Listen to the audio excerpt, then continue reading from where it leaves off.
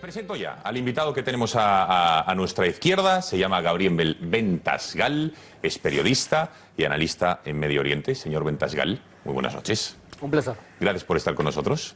Bueno, es habitual, porque ha participado usted recientemente en varios programas de la casa, lleva meses, no sé si estuvo también en el Catalogua, pero sí en los informativos, que yo tuve ocasión de entrevistarle, en el programa de Ellos Si Pudieron, con el presidente Julio Ariza, etcétera, etcétera. Bueno, señor Bentasgal, cuéntenos, ¿cuál es la razón de ser del terrorismo islamista? ¿Es una cuestión religiosa, política o es una mezcla de ambas? Vamos a intentar explicarlo para que nuestros espectadores en España y en Europa, que nos llegan constantes informaciones de la amenaza islamista y que vivimos una constante amenaza, tengamos elementos encima de la mesa. Para la cultura cristiana, lo que es del César es para el César y lo que es de Dios es para Dios.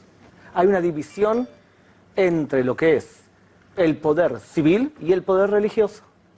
Para el Islam tradicional no existe tal separación. Existe un califa, que es la autoridad política y religiosa a la vez. O sea que es artificial separarlo en el Islam tradicional. Bien. Los radicales islámicos, digamos que podríamos decir que están en guerra contra dos enemigos, los que no piensan como ellos, entre los que podemos incluir a los ciudadanos pues, bueno, que de las sociedades occidentales, en Europa, en España, y contra los musulmanes que no son tan radicales como ellos, ¿no? ¿Es así? Hay que hacer dos diferenciaciones. Primero, en la estructura islámica existen 4 tipos de personas. El único que sabe la verdad, que es el musulmán. El pagano, que no cree en un solo Dios, y a ese es obligación matarlo para un radical islámico. El mustaminum, que es un comerciante que va y viene, a ese hay que dejarlo ir. Y el dhimmi. El dhimmi es aquel que cree en un solo Dios, pero que no cree en Alá. Cristianos y judíos, por ejemplo. Esos deben vivir bajo el régimen del Islam y pueden vivir. Tienen que pagar impuestos especiales, conocidos como jizya, y tienen que someterse a la superioridad del Islam. Entonces, en el pasado... ¿Pero someterse o ser aniquilados? No, en el pasado el dhimmi era soportado, porque incluso le convenía al califa. Tenían muchos cristianos y judíos que pagaban impuestos altísimos y les convenía tenerlos vivos. El problema es que en un momento de la historia determinada, el dhimmi, que era inferior para el Islam, conquista el Islam. Entonces el Islam se siente agredido por el dhimmi. ¿Cuándo ocurrió eso? Bueno, hay 3 ofensas del dhimmi, principalmente cristiano, hacia el Islam. La primera, las cruzadas, y por eso los cristianos los llaman cruzados. La segunda, la Primera Guerra Mundial, cuando Francia e Inglaterra, cristiana, conquista el Islam. Y la tercera es la creación de un Estado dhimmi en el medio de la Tierra Santa del Islam, que es el Estado de Israel. Entonces se sienten ofendidos, la respuesta es una respuesta de agresión para defenderse de la agresión del dhimmi. La segunda ofensa es el concepto de jahiliyah.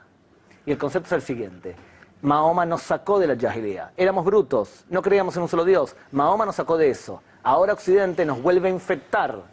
¿Y cómo lo hace? A través de sus películas, a través de la forma que trata a las mujeres, a través de una cultura que para nosotros es infecciosa. Hay que responderle a Occidente borrando la jahiliyah, ya sea a través de la fuerza física o a través de comprarnos al dhimmi. Por ejemplo, lo que hacen en Europa, y es países radicales islámicos que compran Europa.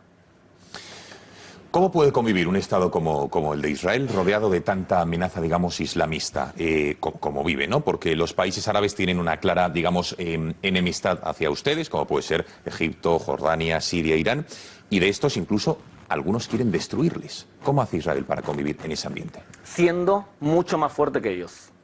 Mucho más fuertes. Tenemos un gran poder militar. Fuertes militarmente hablando, dice, ¿no? Tenemos un gran poder económico. Y estamos creando una situación, de alguna manera, en donde el futuro es promisorio. ¿Y por qué es promisorio? Porque hasta ahora esta gente, radicales islámicos, han podido vivir y expandirse porque tienen dinero. Te levantan una mezquita en el medio de tu ciudad y empiezan a comprar fieles. Se llama como comprar corazones, en árabe dawa. Si tienes pasta puedes expandirte. El petróleo no va a ser lo que es hoy dentro de unos años. El precio del petróleo va cayendo y Estados Unidos no depende tampoco del petróleo y difícilmente estos países musulmanes radicales puedan acceder al fracking. Y por lo tanto, no van a tener el petróleo. ¿Qué van a necesitar? Van a necesitar 2 cosas que Israel probablemente sea el país más fuerte del mundo. Israel es la principal potencia mundial desalinizadora de agua. 1/3 del agua de Israel es sacada del mar. Y lo segundo, Israel es la principal potencia de agricultura en el desierto. Va a ser indispensable eso para el futuro. Por lo tanto, lo que hay que hacer es ser pacientes, ser fuertes y esperar que la ola cambie. ahora ya por curiosidad, ¿cómo es el agua desalinizada? O sea, yo nunca la he probado, ¿es buena? Entiendo que claro, obviamente es potable, pero aquí como estamos acostumbrados a tener agua, en fin, no desalinizada, ¿cómo es? Se llama ósmosis inversa. Es a través de un proceso químico expulsan la sal hacia afuera. Es totalmente tomable. Ten en cuenta lo siguiente. España es una potencia purificadora de agua. Más del 20% del agua que ustedes tiran a la basura, a la cañería, la reciclan. España es la segunda potencia mundial. La principal potencia es Israel. El 80% del agua la reciclan para poder regar el desierto. Entonces, evidentemente, cuando tú te especializas en un tema, llegamos a una conclusión importante. Dios ha bendecido a ese estado no dándole nada. Cuando tú no tienes nada, tienes que ser excesivamente creativo. Y cuando Dios te ha dado todo, y bueno, te sientas bajo la parra a ver cómo crecen las cosas solos. Efectivamente. Bueno, hablamos de las amenazas al Estado de Israel, hemos hablado de unos países, pero luego está, bueno, otras organizaciones como Hamas en Gaza, Al-Fatah en Cisjordania, tenemos a Hezbollah en el Líbano. Pero de las organizaciones, digamos, del terrorismo islamista global, como Al-Qaeda, ISIS, ustedes de momento no están en el punto de mira, como sí que puede estar Europa, España, Estados Unidos, ¿no? Porque la diferencia fundamental es que Al-Qaeda o ISIS consideran que para matar a la víbora hay que romperle, hay que matar a la cabeza de la víbora. Y la cabeza de la víbora son los países occidentales. Cuando eso ocurra, va a morir todo el resto de la víbora. Significa, va a morir Israel y van a también morir los musulmanes que no cumplen el Islam según lo que ellos creen. En cambio, Hamas o la Yihad Islámica piensan que Israel es la víbora, es su enemigo inmediato y por eso actúan en frente de Israel. Es una diferencia puntual importante. Con lo cual Israel será el último estadio, ¿no? Para destruir. Primero será el resto de, digamos, Europa, Occidente y luego llegar a Israel. El Estado Islámico no son tontos. No tienen armas realmente de guerra. No tienen aviones de combate. Tienen un MiG que no lo pueden levantar. Tienen aviones que pueden fotografiar, pero no pueden disparar, aviones sin tripulados. No tienen tanques de guerra importantes, no tienen armas de verdad. De hecho, cuando intentaron luchar contra un ejército más o menos decente, los kurdos, perdieron. Ellos hacen cuentas fáciles. Enfrentarse a Israel es enfrentarse a alguien que realmente te puede golpear en serio. Bien. ¿Qué logran entonces hacer? Busquemos un lugar que sea fácil de atacar. También dentro de Siria, pero también dentro de Europa. Porque Europa no está preparada para ese tipo de amenaza. Bueno, ha dicho usted esta mañana en el programa de Esparza que para Medio Oriente en general Obama no fue bueno porque traicionó a sus aliados. ¿Por qué? Porque Obama venía con una mentalidad que la democracia norteamericana se podía exportar. Y para que haya democracia en un país, tiene que haber dos cosas. La primera, tiene que haber revolución filosófica, la revolución francesa. Cada individuo tiene cerebro y cada individuo tiene que saber y tiene derecho a votar. La segunda condición es que haya revolución industrial, para que haya clase media. ¿Se acuerdan cuando Robert Lynch estudió por qué cayó la democracia española? Él dijo, cayó la democracia española porque no había suficiente clase media. Entonces, las dos cosas no hay en Medio Oriente. Tú llamas a elecciones libres, ¿y quién gana? Aquel que durante años invirtió en alimentación, educación, cultura para las masas de la gente. Y esos son los hermanos musulmanes. Tú exiges elecciones libres y ganan los radicales. La pregunta es, Gonzalo, la siguiente. ¿Quién prefieres tú, por ejemplo, en Egipto? Abdel el Fattah al-Sisi, que es un presidente, que es un golpista, que tiene el dominio sobre la economía y que son corruptos. ¿O a los hermanos musulmanes que son radicales islámicos? A los hermanos musulmanes. ¿Prefieres a los hermanos musulmanes? No, hombre, no. Claro. Claro. No, entonces, importante lo siguiente. En Medio Oriente no hay bueno o malo. Hay malo y menos malo. Sí, evidente. Bueno, ¿cómo ven a Trump? Sus primeras palabras y acciones, desde luego, en la ONU, bueno, han sido claramente, y permítame la expresión, en pro de Israel. Escuchemos, por ejemplo, a su nueva delegada en Naciones Unidas, en su primera rueda de prensa, creo que fue, lo que dijo al respecto de cómo había tratado históricamente en los últimos años la ONU a Israel. Instead, the meeting focused on criticizing Israel, the one true democracy in the Middle East. I am new around here, but I understand that's how the Council has operated month after month for decades. I'm here to say the United States will not turn a blind eye to this anymore. Here to emphasize the United States is determined to stand up to the UN's anti-Israel bias. We will never repeat the terrible mistake of Resolution 2334 and allow one-sided Security Council resolutions to condemn Israel. Bueno, ¿qué le pareció esta primera? Porque es un giro radical a lo que se había presenciado. El problema con Trump es que tú no sabes lo que piensa. ¿O sí? Con Obama sabías lo que él pensaba. Y lo que pensaba no era bueno en algunas cosas para Medio Oriente. En otras cosas sí era bueno. Por ejemplo, atacar al Estado Islámico desde el aire es buena decisión. Porque lo debilitas. Lo contrario era mandar soldados e ir casa por casa matando personas y muriendo también con un gasto excesivo de dinero que no tenía sentido. El Estado Islámico no es una organización, es una idea. Cuando muere la organización, la idea continúa. Y ustedes lo van a vivir acá en Europa también, porque alrededor de 5.000 a 10.000 europeos con ciudadanía europea vuelven después de que caiga el Estado Islámico, que probablemente va a ser lo que va a ocurrir. Por lo tanto, es una idea, va más allá de la organización. Ahora bien, con respecto a Trump, no queda muy claro qué opina él. ¿Qué sí por ahora queda claro más o menos? Primero, él considera que el conflicto entre Palestina e Israel no es por tierras. ¿Y saben qué? No es por tierras. El conflicto es netamente religioso. El Islam no acepta, y el Islam palestino también, no acepta la presencia de un Estado dhimmi dentro de la Tierra Santa del Islam. Por eso rechazan reconocer a Israel como cuna nacional del pueblo judío. Cuando todo el tiempo la prensa, por ejemplo, española, habla sobre la ocupación, lo que están haciendo es una traducción al materialismo de un conflicto que a veces no entienden. Para hablar de Medio Oriente tienes que ser especialista en religión, porque es lo que manda el Medio Oriente. Claro. Segundo, ¿cuál es el problema? Y Donald Trump parece demasiado amigo de Israel. La gente que odia a Trump también va a odiar a Israel. También es verdad. También le ha dado alas a la extrema derecha dentro de Israel, porque ahora se sienten envalentonados después de Obama. Por otro lado, este hombre, Donald Trump, quiere criticar a la ONU. Perdón que lo diga en forma sensata y directa. Entonces no pida perdón. La ONU se ha transformado en un nido de prostitutas, en donde el Consejo de Seguridad de la ONU, en vez de cuidar a la población civil que sufre vejaciones en todo el mundo, se dedica solamente a hablar de un país que es democrático. La mitad de las resoluciones del Consejo de Derechos Humanos de la ONU se trata sobre Israel. Si llegaría ahora un marciano desde afuera y se posaría arriba de la ONU, ¿qué diría? Hay un solo país que justamente es democrático, que es el peor de todos, el demonio, y ese es Israel. Entonces es un problema. La ONU tiene que ser otra cosa. Mi opinión personal, hay que crear una ONU solamente de países democráticos. No puede ser que España conviva con Qatar. No puede ser. No tienen la misma integridad moral. Tiene que haber otra ONU. Los países democráticos tienen que jugar aparte. En España no solo convive, sino que encima patrocina a un equipo de fútbol que, por cierto, hoy ha hecho un equipo español que nos alegramos de que haya pasado a los cuartos de final de la Champions. Yo no me alegro. No, pues yo sí me alegro, porque es un equipo español, no por nada más. Pero bueno, más allá de eso, patrocina a determinados equipos. ¿Sabes qué? Es más grave todavía. Resulta que le preguntan a un hombre llamado Yusuf al-Qaradawi. Le preguntan, ¿hay que conquistar Europa? Y Yusuf al-Qaradawi responde, no hace falta hacerlo por la fuerza física, la yihad. Se puede hacer a través de la da'wa, de la acción social. A Yusuf al-Qaradawi le pagan un sueldo. Él trabaja para Al Jazeera, la televisión de Qatar.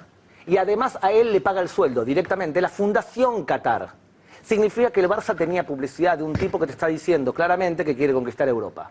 Cuando lo planteo el tema, me dice, no te preocupes, la próxima publicidad va a ser Líneas Aéreas de Qatar.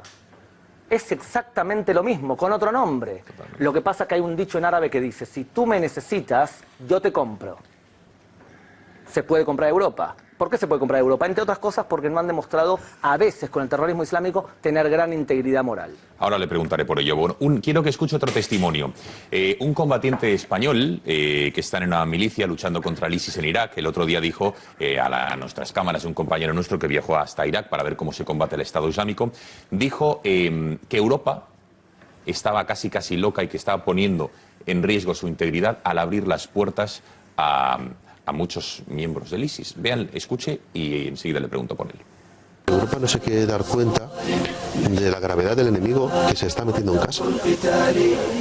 Porque aquí estás viendo que no se quiere cortar el corredor de Mosul con Raqqa, porque a Irak le interesa que se vayan todos los terroristas que se puedan para Siria. Porque los que no se quedan y se marchan, pues es gente que no va a combatir contra ti y que te va a matar soldados tuyos. Con lo cual se les permite tener un corredor por el que puedan huir. Cuando lleguen a Siria, pues muchos de esos integristas tampoco se van a quedar a ser represaliados por el régimen de Al-Assad. Si tienen una vía de escape, pues van a huir. ¿A dónde van a huir? A quien les recibe con los brazos abiertos.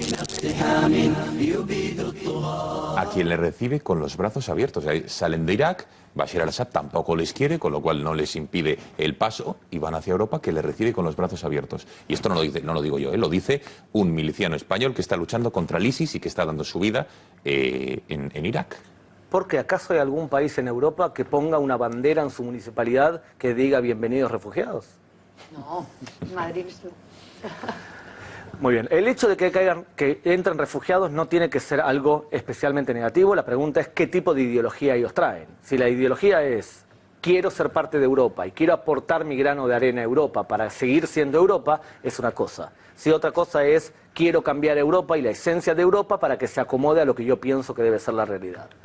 Ese es el gran problema. La pregunta entonces es qué porcentaje piensa de forma radical. Y ahí tenemos que entrar a números. Y hay una discusión numérica. ¿Cuántos de los fieles musulmanes son radicales?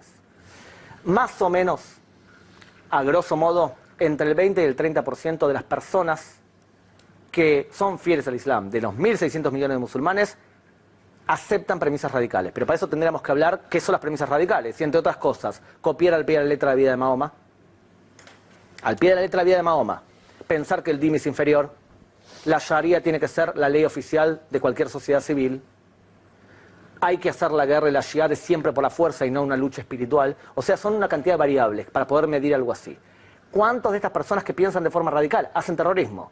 Y la ínfima minoría, más o menos el 0.07%. Significa que estamos hablando de la ínfima minoría de la ínfima minoría. Hasta ahí vamos a dejar claro, no hay que meter a todos en la misma bolsa, hay que diferenciar claramente quién piensa como radical y quién actúa como radical. La pregunta momento, por números, porque vamos a ver, de los 1.600 de musulmanes que hay, dice usted que un 20-30% comparte esas premisas radicales, pero que no lo son, que esos son 20-30%, unos 400 millones de musulmanes. ¿Qué piensan? Y de ellos, los terroristas es un 0,7%, con lo cual... Un poco menos. Un poco menos de, o sea, con lo cual 0,7% de esos 400 millones pues serían en torno a 3 millones. 200 o 300 mil. Exacto, 200 o 300 que mil. puede hacer una acción. ¿Cuál es la contracara de estos números bajos? Que actualmente el 95% del terrorismo mundial es hecho en nombre del Islam y ejecutado por musulmanes. Entonces, ¿existe un problema? Sí, existe un problema. ¿Hay que tratarlo con seriedad? Sí, hay que tratarlo con seriedad. ¿Es justo poner a todos los musulmanes en la misma bolsa? No, está mal. El problema es que cuando tú, en forma sistemática, eres aliado del Islam radical y de países radicales islámicos, ¿qué mensaje le transmites a los moderados, que son la mayoría? Los traiciona a ustedes. Por ejemplo, cuando la revista Hola dedica páginas y páginas a cubrir la visita del régimen saudita, que es un régimen radical islámico, que fomenta el radicalismo islámico, y lo hace mostrando qué bello es nuestra alianza con estas personas. Pero la visita, ¿dónde? ¿A España? ¿A Marbella? Por ejemplo, el yate que viene a Marbella. Tú lo que estás haciendo es legitimando un régimen radical. Te estás acostando con él. Entonces, pues no te quejes de que él se siente cómodo en tu casa. Te voy a decir para terminar. Una vez entrevisto al líder del Hamas en la Franja de Gaza. Él sabe que yo soy español. O sea, que trabajaba en ese momento para una televisión española. Y también para una televisión portuguesa. El hombre se acerca y me dice, gracias por lo que ustedes hacen por nosotros. Por cierto, que acabo de sacar la calculadora y sí que, o sea, el 0,7% de 400 millones son 2.800.000, casi 3 millones de los que yo había dicho. Pero bueno, ya último, y le dejo para si alguien de la mesa quiere hacer esta interesante reflexión. ¿Cómo cree que la prensa europea y sobre todo la española tratan la amenaza del terrorismo islamista? Porque da la sensación aquí que muchas veces el apellido del terrorismo, es decir, la condición, es decir, que es islamista, se omite muchas veces en los titulares, ¿no? Por ejemplo, sin ir más lejos, el camión aquel famoso de hace unos meses se dijo un camionero, en vez de decir, oye, un terrorista islamista, un camión arrolla no sé cuántas personas, fue el titular de uno de los principales periódicos de este país. ¿Por qué cree que se omite el apellido de la autoría en este caso? Ante todo, este programa que estamos haciendo ahora no es normal de la televisión española. O sea, no se habla claramente de ciertas cosas, porque entre otras cosas gobierna lo polite, lo políticamente correcto. Hay ciertas cosas que no se hablan, y si tú haces un programa como este, ¿de qué te van a acusar? Eres un xenófobo, un islamófobo. Yo lo digo claramente, el Islam, la mayoría no son radicales, ni mucho menos. Los estamos traicionando a los moderados, justamente. La prensa española no trata el tema bien, la prensa europea en general no trata bien. Puntualmente la prensa española tiene varios problemas. Uno de los problemas es la agencia de noticias oficial EFE, que cuando habla del Hamas en vez de decir que son terroristas, les dice milicianos, los está limpiando. Y cuando habla de un atentado que hace el Hamas, lo que hace es, primero titula, 8 muertos palestinos, y después en la columna número 7, cuando la gente ya no lee nada, dice que esto es en respuesta al disparo de 25 cohetes el día de ayer. Eso es ser socio del terrorismo. Venga, tertulianos de la mesa, sí que les rogaría cuestiones concretas porque no quiero que ahora sea una opinión contra la de él, sino vamos a hacer preguntas concretas, alguna reflexión breve, por favor, ya que tenemos a este invitado que creo interesante que nos responda. Rosa. Yo una pregunta muy concreta. Después de esta explicación que nos ha hecho de la situación, ¿cuál cree que es el futuro de Europa con el problema migratorio que está habiendo? ¿Cuál es la solución? Habla usted de no todos los refugiados son malos, yo estoy de acuerdo con esa afirmación, pero sí lo hemos visto en París, 2 de los suicidas habían llegado como falsos refugiados por el paso fronterizo. En Suecia hay zonas a las que no puede entrar la policía, tomadas por población musulmana. Pasa lo mismo en Francia. ¿Cuál es el futuro de Europa y cuál es, en su opinión, la manera en la que debería reaccionar Europa ante esta situación? Europa es un problema serio, y tiene un problema serio. Primero, por el índice de natalidad muy bajo que tiene Europa. Segundo, por lo políticamente correcto y pues no se adoptan medidas concretas de forma que entienda la amenaza como debe ser. Ejemplo, tú eres la encargada de seguridad de tu país. Sabes que de un barrio determinado han surgido un montón de terroristas islámicos. Tienes la tecnología para pinchar los teléfonos de todos. ¿Qué haces? ¿Los pinchas o no? Si los pinchas, estás violando las libertades individuales de las personas que tienen teléfonos móviles. Si no las pinchas, estás permitiendo que un terrorista siga actuando. ¿Qué haces? ¿Qué haces? Rosa, contesta, que te lo está preguntando. Es que lo estoy pensando. Yo creo que lo pincharía, pero muy no bien. sé si... ¿Qué hacen en Israel puntualmente? Lo que hacen en Israel es, se pincha el teléfono siempre y cuando haya pruebas concretas y un juez lo apruebe. Un juez lo controle. Entonces, la amenaza es justificada. Pero otros temas también. ¿A ti te parece normal que un terrorista con una maleta llena de bombas pase en el aeropuerto y explote en el chequeo? Lo normal sería en un país que entiende la amenaza, que la persona cuando se baja del auto antes de entrar al aeropuerto sea escaneado por la temperatura para ver si está nervioso, se puede escanear el rostro, se puede escanear la voz, que se tome en serio la amenaza mucho antes de que llegue al chequeo de la maleta. Pero para eso estamos tiene... acostumbrados a... Claro, hay que hacer A ver, te voy a dar un ejemplo. Hace 15 años vengo en un vuelo de Iberia y escucho a 2 señoras quejándose que le abrieron el bolso para ver lo que tenía dentro en el aeropuerto de Tel Aviv. Y decían, ¿cómo puede ser que hagan una cosa así? Ahora en el aeropuerto de Madrid te hacen prácticamente desvestir porque tampoco están entrenados para reconocer caras. Entonces, esas cosas, ¿se entiende? Reconocer caras, claro, visualmente o con sistemas de no, telemetría o como... Tú más o menos, según el origen, según el rostro de la persona, puedes más o menos calcular de dónde viene. Por ejemplo, reconocer a un pakistaní y a un indio es facilísimo. Reconocer a un árabe en Medio Oriente es muy fácil. Reconocer a ciertas partes de Rusia, tengo amigos que lo saben hacer, yo no. Yo me especializo en saber reconocer bien pakistaníes e indios. Venga, Marta e Iván. Martu, perdóneme que ya... Bueno, Marta me llamo... No, ya, pero ya no me llamo Marta ni mi madre.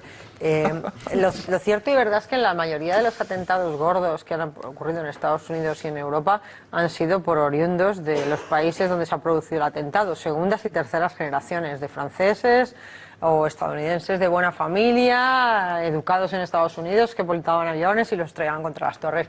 Luego, hacer recaer sobre los refugiados la responsabilidad de unos atentados que en realidad son responsabilidad de gente que ha nacido y vivido en Europa o ha nacido y vivido en Estados Unidos es un poco injusto, ¿no? Es verdad que entre la multitud de gente que huye del conflicto, del hambre, de la enfermedad, que va con sus hijos cargando a cuestas, ¿no? Se puede colar algún delincuente, ¿no? Pero satanizar a los refugiados me parece terrorífico, ¿no? Y sobre todo me parece además querer ocultar un problema que tenemos en nuestros propios países, ¿no? En España, por ejemplo, tuvimos los desgraciados y salvajes atentados del 11 de marzo, pero es verdad que desde entonces para acá nuestra policía se ha especializado.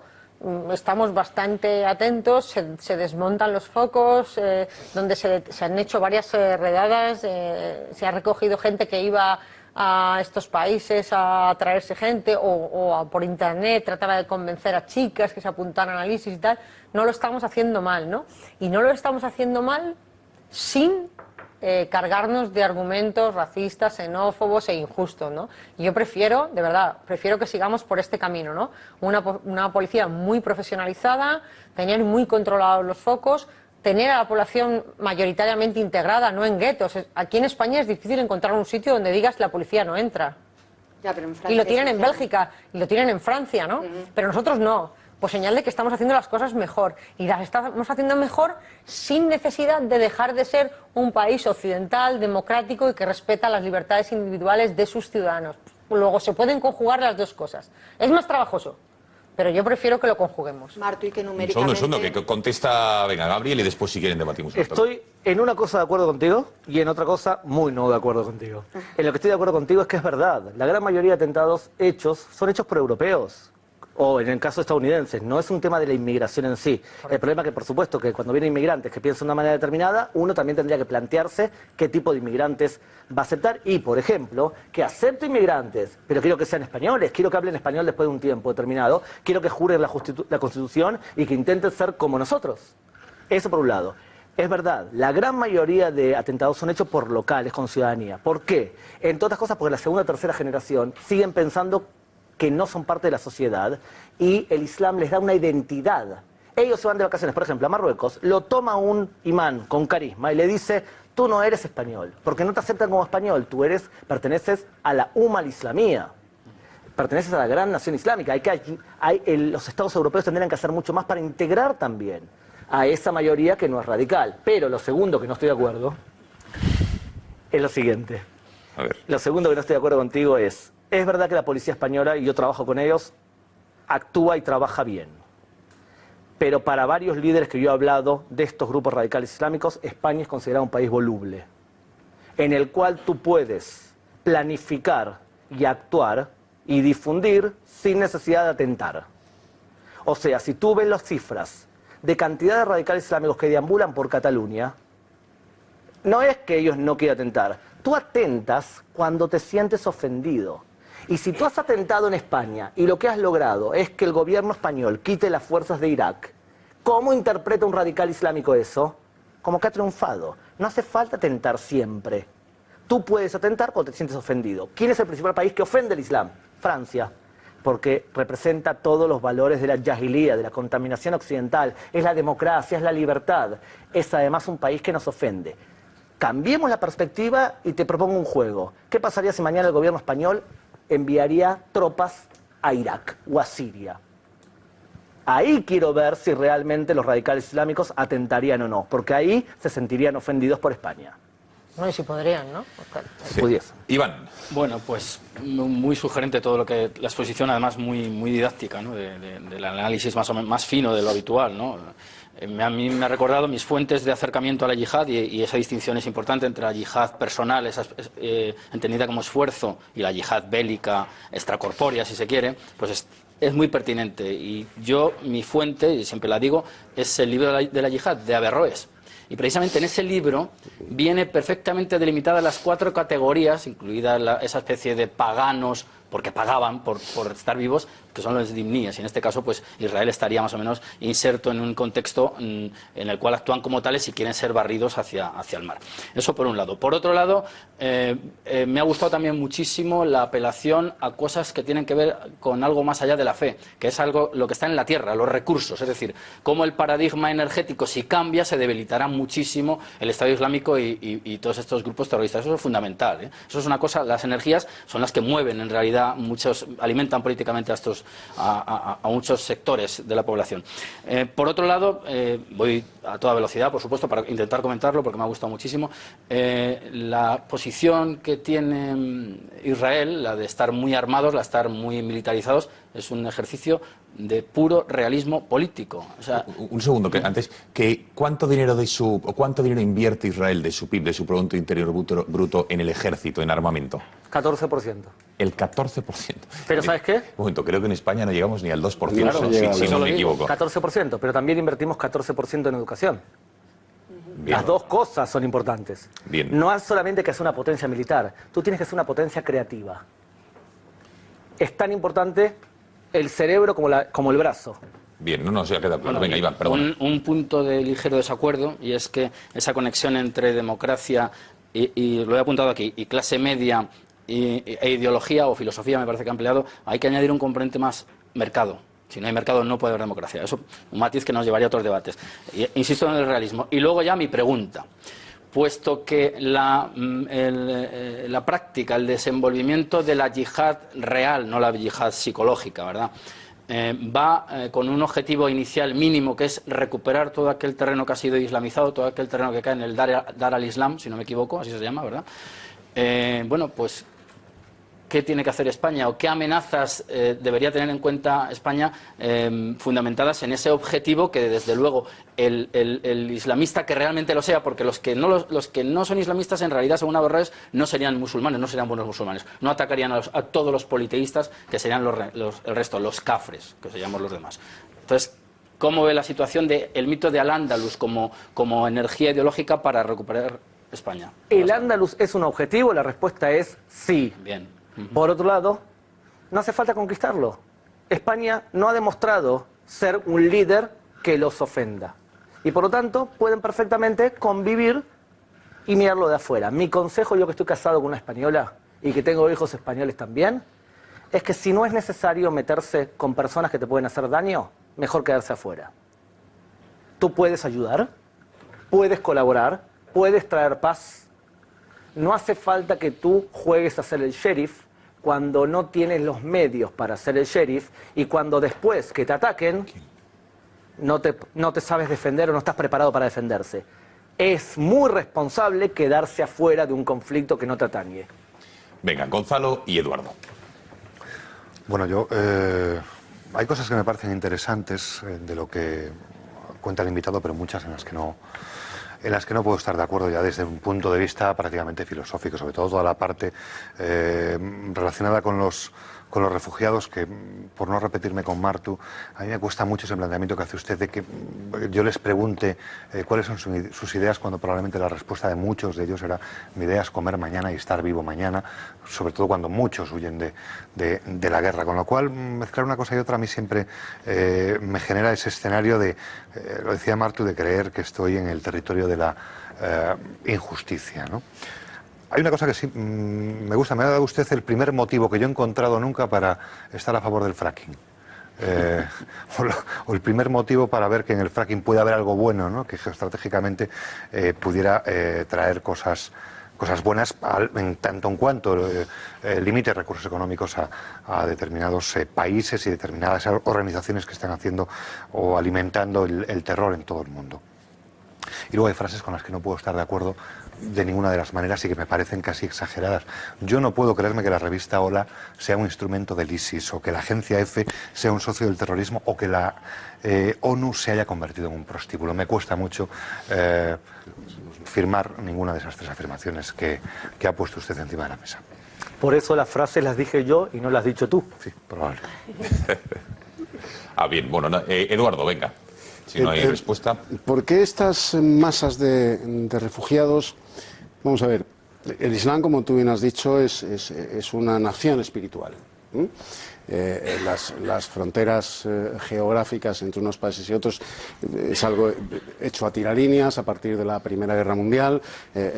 No existían esos conceptos nacionales, siguen sin existir, porque incluso esos países son una adunación de tribus, de cábilas, de familias. El concepto nacional derivado de la Revolución Francesa a la que tú apelabas no existe como tal. Existe el concepto de nación espiritual, y ese sí es un concepto muy fuerte. ¿Por qué estos refugiados acuden a los países de los infieles? ¿Por qué no acuden a Arabia Saudí, que es un país inmensamente rico y es un país musulmán? ¿Por qué no acuden a los Emiratos Árabes Unidos, que son países musulmanes, de la gran nación espiritual musulmana, y son países inmensamente ricos? ¿Por qué no acuden a otros países del Golfo que son inmensamente ricos y que son países musulmanes? y además tienen una proximidad geográfica innegable con los países de los que están huyendo estos refugiados. ¿Por qué estos refugiados musulmanes no acuden en ayuda, en solicitud de socorro a los países musulmanes riquísimos que están en paz y que los tienen al lado?